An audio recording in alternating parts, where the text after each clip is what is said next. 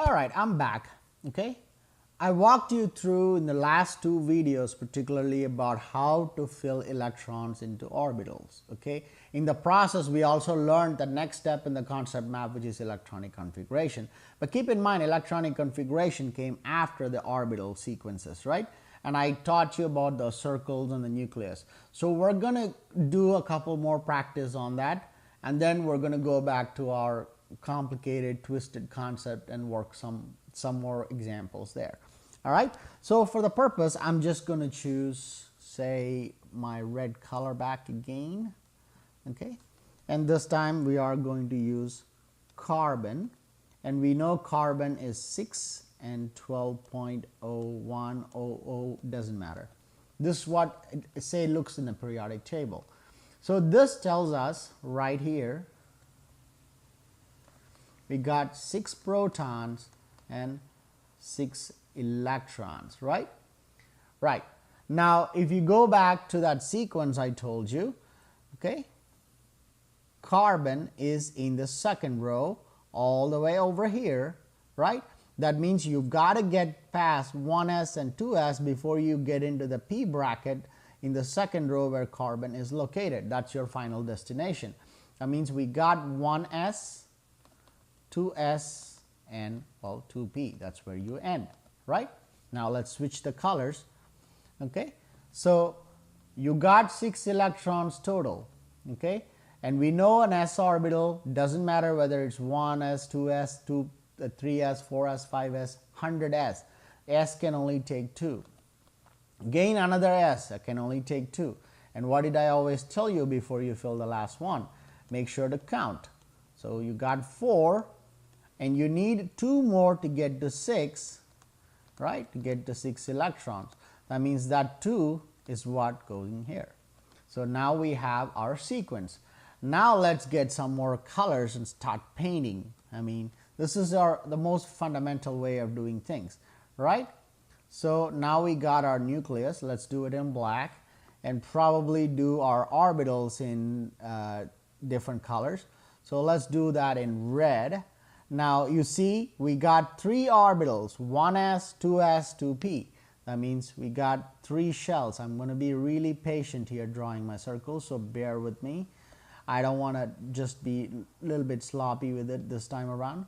So that's our first orbital, and that's our second. Ideally I would like to give different colors, but they take way more time to change the colors each time for different orbitals, so I'm just going to keep it this way. Still, I think that's a fantastic artwork right there. I mean, Da Vinci would be so jealous of my hard work and my artwork. Okay, so there we go. So we got our 3 sequences. I mean, that's really a connecting piece right there. Okay, now as I said, we got 6 protons. So well, let's go get blue, maybe a different color. Okay, let's get the blue. Okay, so we got our 6 protons. We're going to put that here. And keep in mind, we haven't accounted for the neutrons. Well, we do know how to do that. We subtract, because this is a 0, we can cancel this out. So it's 12 minus 6, which is atomic mass minus atomic number, is 6 neutrons. So we can put 6 neutrons right here. Okay, now let's choose some black colors for electrons. Okay, keep in mind, you got to follow the sequence. That's why we went through the paint to explain this out. That's what gave us those 3 circles. Now the s orbital got 2 electrons. You can put them right next to each other, far away from each other, across from each other, doesn't matter, but that shell can only hold 2 electrons. So this is our 1s. Okay, and then we moving on to 2s. And again, you can only put 2. Doesn't matter where you put it. It really doesn't matter. That's called the Heisenberg uncertainty principle, which we will talk later in the course. 2s. Okay. And then 2p, which is the last shell. Again, it's got 2 electrons. Doesn't matter where you put it, but there we go. So if you've seen these kind of structures in a textbook and they look picture perfect and they look beautiful, and you always wondered how did they get those circles and those electrons in, do you have to have special brain and power to do this, well, let me tell you the truth, you don't need one. You just need normal brain, okay, and normal power to do these structures. Now keep in mind, this is the carbon is in the second row, so we were able to write the sequence easily. There's no problem, there's no complication, no switching around in the circles, and it's all easy. But if you were to create the same shell diagram for an element that's in like a 7th row, unless you're careful, it is doable. I'm not saying it's impossible. I mean, on a scale of 1 to 10 difficulty, I'd say it's 4 for me. I don't know where you will put yourself. I may even go down to a 2 difficulty for me to draw this for any element on the periodic table.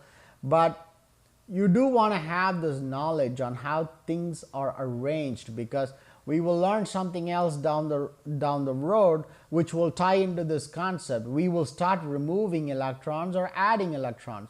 We can add them anywhere we want. At that point, that regular electron notation configuration can be a little tricky. In that case, this would be helpful. So everything in chemistry has its advantages and disadvantages.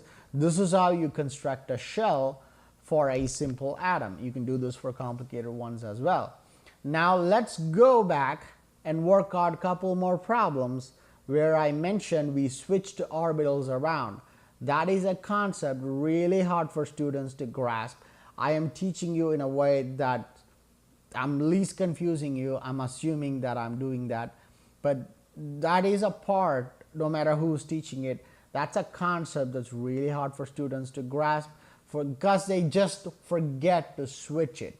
Because if you forget to switch it, like I said, when we travel further in our concept map, we will come back to this concept. That may be 10-15 videos or 10-15 classes from now. We will come back, maybe in week 7, we'll come back and add a remove electron. And you would have to resurface that concept from our brain. So if you don't understand it now, it's a high time when you practice your quiz or homework that you try to understand it and make that connection. If not, it is going to be very hard for you. But I'm here to help every one of you to get through this, okay? So I know it's a bunch of circles and a lot of numbers, a lot of math, a lot of drawing, but it all comes together as a single piece. You saw that our final product there, although not the greatest artistic work. I mean, you can still see that I've got everything in the right area and the picture is right. No one can say this is wrong, okay? So that's important, and I'm making the connection. Okay, so we're going to stop here and go back to do a couple more problems where you have to switch things around, okay? I'll be back with a new screen.